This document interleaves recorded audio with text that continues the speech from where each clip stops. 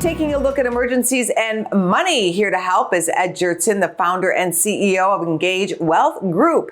Thanks for being here, Ed. What are your tips on how to protect your finances when wicked weather hits? Having sort of a plan ahead, an emergency plan in terms of, hey, we need to leave the house. What do you need to leave the house with? And some of the things we always guide people on are just, obviously just things that get through the day to day, some cash on hand and those kind of things in case, electricity goes out and you can't use ATM machines or credit cards from that standpoint. But the other thing that's really important, Angie, is just the documents.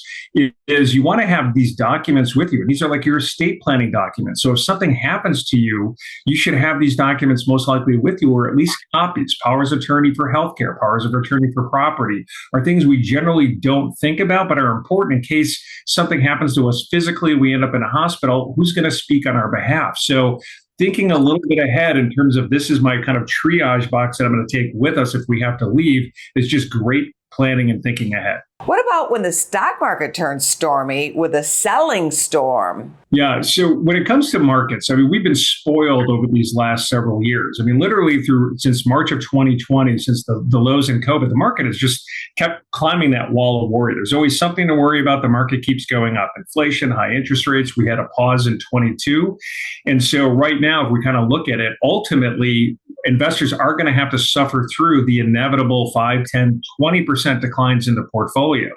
And that's just normal. Recessions, like market declines, are normal. It's just the cyclicality of things. So when those events happen, and they will happen, I don't know if it's going to happen tomorrow, next week, next month, or whatever it's going to happen, it's just making sure that your portfolio is aligned with your plan.